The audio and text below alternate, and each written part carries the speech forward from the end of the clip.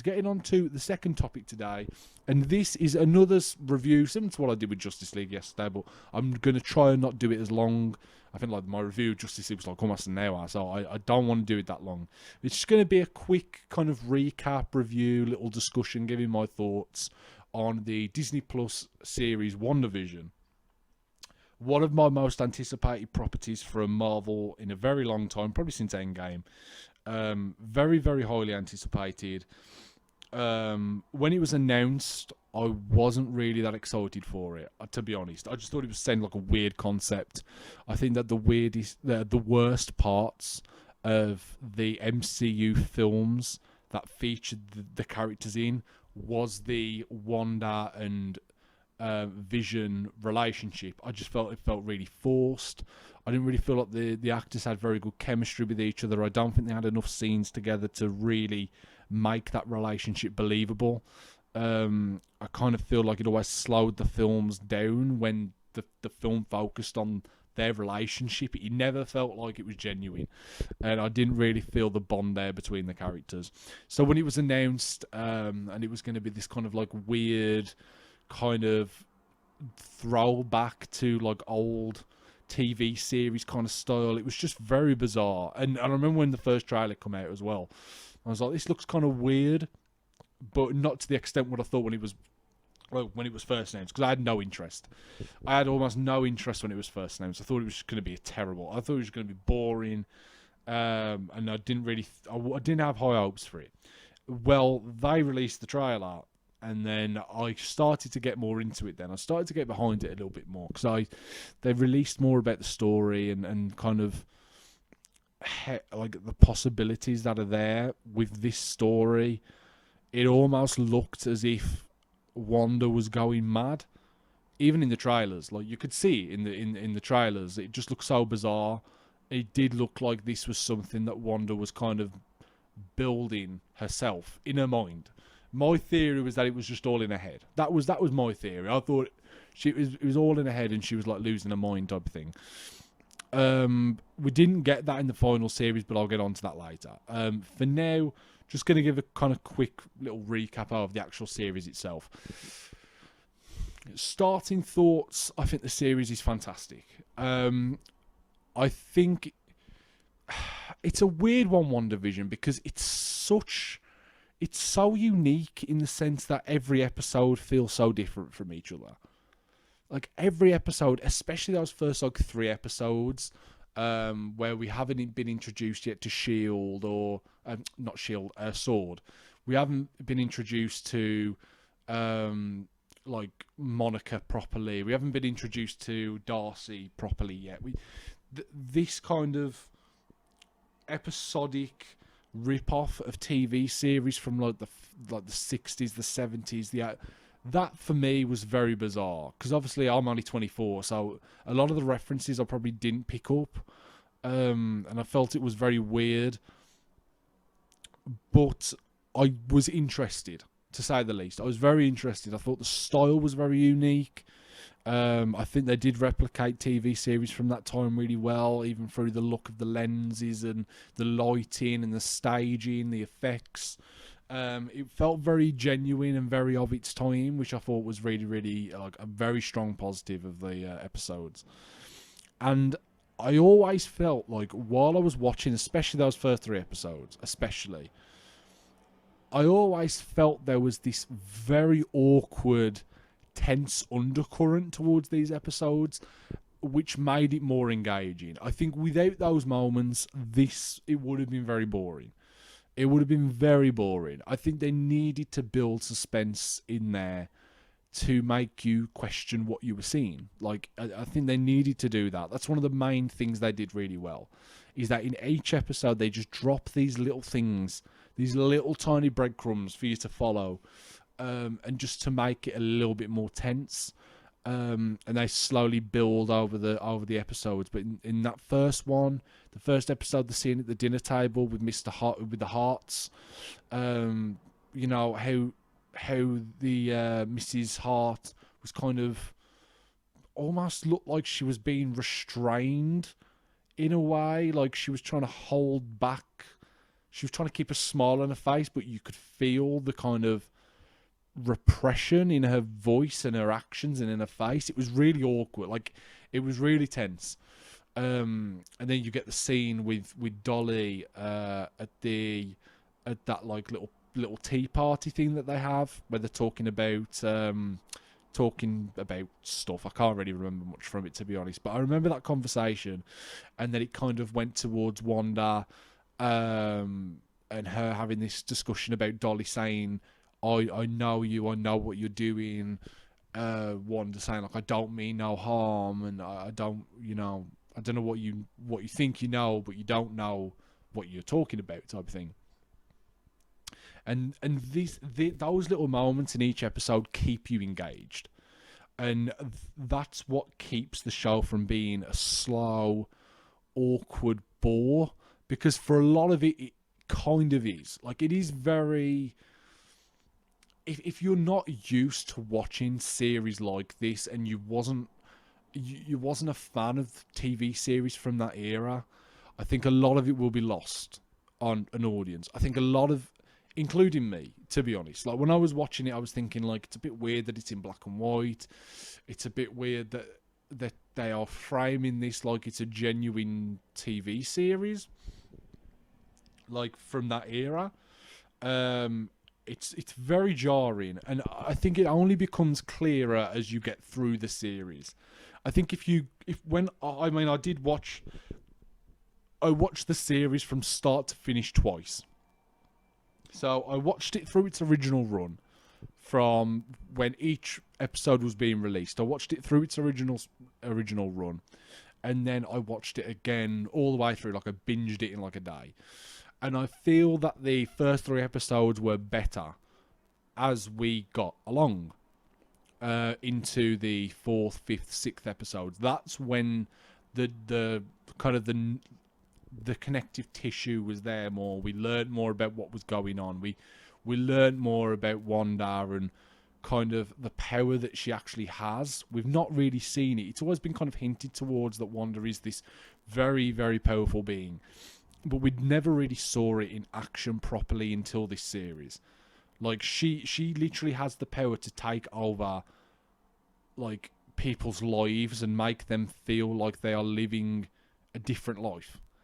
That's scary, man. And that's one thing I think that WandaVision does really well. It sets Wanda up to be a very menacing villain. Like, if they wanted to, I know she's meant to be in the next Doctor Strange film. If they were going to go down the route of making Wanda the main vision of the main villain, there we go, the main I can't say it, man. The main villain of Doctor Strange, then that's something that I could see them doing, and I think this definitely sets that up really well. I think her character slowly, you see her kind of breaking down, you see her kind of struggling to hold it together.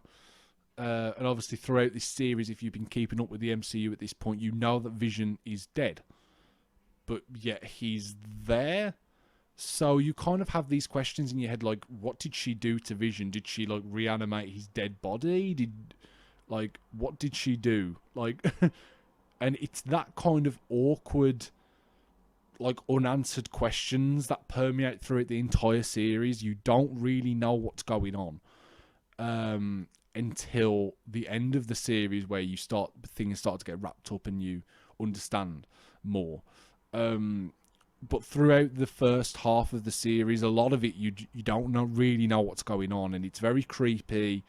It's very unsettling. I remember that scene. I think it must have been in the 5th episode, maybe episode 5, episode 6, when Wanda's pregnant with the twins, and no, it's the one where she blasts Monica out of the hex. It's that scene where she's talking about Pietro and Ultron, and then she kind of clocks on then, because, like, how does she know about Ultron? So you see Wanda kind of switch. That was the first moment you really see Wanda switch and just lose it.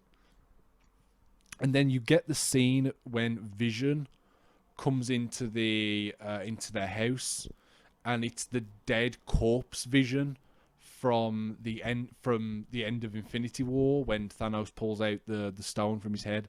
It's the dead corpse Vision, and it's so jarring. Like I remember the first time I watched it, it really unsettled me because I wasn't expecting it, and it's such a haunting sight of like this ghost corpse in a way, like talking so calmly. And Paul Bettany's fantastic in this series, by the way. Paul Bettany is phenomenal in this series. He's so good. He's so funny. He's so charming. He plays this kind of damaged character who doesn't really know anything. He's very much our kind of eyes into this world, because he doesn't really know what's going on either until we get further along and further along. Then he starts to connect the dots himself. That's when Paul Bettany really shines in this series. And Paul Bettany's fantastic in most of the MCU films, but in this series he's really good, and he really gets to shine in this series. Elizabeth Olsen is phenomenal as well. This is her best turn as Wanda.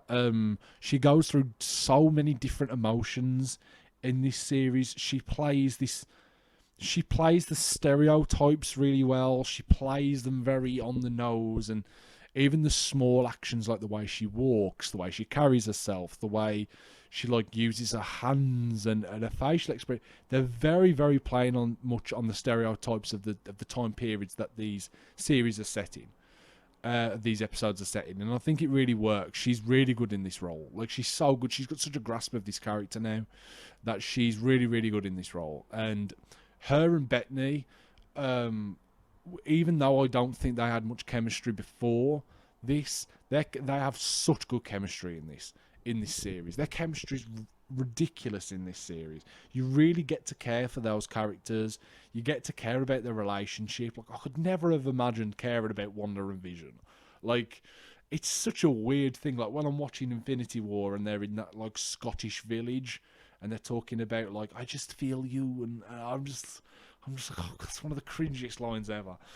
But even that line is given more context now through WandaVision. It's that scene where she goes to break, well, what we think is she's trying to break Vision out of the sword facility and take his body and bury him.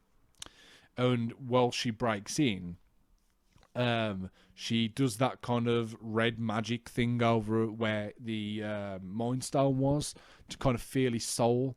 And she's like, I don't feel you. And that, when she said that line, man, her delivery, the way, the pain in her face, that performance was unbelievable from Elizabeth Olsen. And that, again, it took one of the cheesiest lines, one of the most cringe-inducing lines from Infinity War, and made it one of the most emotional lines in all of the MCU. So it's one of them. It ties everything together really well. It's good callbacks in it throughout. It's got this really awkward, tense, like suspicious kind of vibe throughout the entire series. You don't really know what's going on. It always keeps you surprised and always keeps you wanting more and guessing more. And I mean, the fan theories about WandaVision are well known by this point, where people keep thinking like, oh, the Mephisto and all this. I never got that vibe personally when I was watching the series, but Marvel don't help themselves. And Kevin Feige is a genius. Like, he knew exactly how the fans would react to this series. He knew exactly how they would react. By the introduction of Evan Peters as Pietro was genius. Like, I mean, I'm disappointed in a way, because I was one of the people that thought he was his character from the X-Men films. I genuinely thought that was what they were doing. I thought they was doing, because obviously with Doctor Strange and the Multiverse of Madness coming, with Spider-Man, Far From Home kind of not Far From Home. What's it called now? The Spider-Man 3. It's not Far From Home. I can't remember. No Way Home, is it? Spider-Man No Way Home. They're introducing this idea of the multiverse. So it's very clever from Feige, because it's a believable subplot that you would kind of expect. And it gets people excited. It gets people asking questions. It gets people, talking about this series, and it gets people excited for this series. And it's smart by Feige to do that. The fan theories thing is a topic for another day. And if you was one of the people that kind of followed a lot of people that did the fan theories, especially on YouTube, then this show probably would have disappointed a lot of people at the climax, because I think a lot of people was expecting Doctor Strange to show up. A lot of people was expecting like Mephisto, and a lot of people was expecting Evan Peters to be the same character that he was in the X-Men films. A lot of people was expecting like Aaron Taylor Johnson to come back as the original version of Quicksilver. There's so much theories that was going around about this show that the eventual conclusion can be underwhelming if you was expecting more. Thankfully for me, I wasn't one of those people. I was just kind of watching the show for what it was, each individual episode, and I got something good out of it. But they definitely knew what they was doing on that point. So if you was one of the people that was disappointed in this series, I think it's more down to the culture around Marvel and the people that talk about it rather than the actual show itself. I think it's one of those kinds of situations, and I don't think Marvel definitely knew what they was doing. They definitely, with the casting of Evan Peters and Paul Bettany saying about, oh, there's an actor that I can't wait to work with, and then he just ends up being himself as like White Vision. There's like a lot of stuff like that, and they know what they're doing, man. Like, they're smart, they know how to get people talking, and it definitely worked. I've nearly forgot as well. Catherine Hahn is so good in this. She's so good in this series. She plays like the nosy neighbour character really well. But then as the series progresses and you learn more about her character, I'm not trying to spoil everything. Like, if you haven't watched this series, I'd definitely go and... I mean, I've talked about some spoilers, but there's a lot of things that I haven't covered because I just don't have time. Like, it's not an episode by episode recap, but I'm just trying to give like my my quick kind of view on this. And WandaVision it's a good start for the Disney Plus shows. Like, it's really good for that. Like, it's got a good villain in Catherine Hahn. She's a really good villain. The relationship between Wanda and Vision is fantastic. The performances are unbelievable. The story goes in twists and turns. It keeps you on the edge of your seat. You don't really know where things are going to go. It keeps you guessing. It keeps you asking questions. There's this very awkward undertone of tension throughout the entire series that keeps you engaged and keeps you on the edge of your seat and keeps you watching. And I'm very excited to see how this gets expanded on in the future MCU main films. Most notably Doctor Strange, because I know Elizabeth Olsen's in that. So I'm excited to see where it goes from there. And like I said earlier, I think this series, if anything, sets Wanda up to be a fantastic villain. If they wanted to go almost like a Dark Phoenix kind of route with her character, then they could. And I think it would turn out to be quite well, to be honest. I think it'd be very interesting to watch.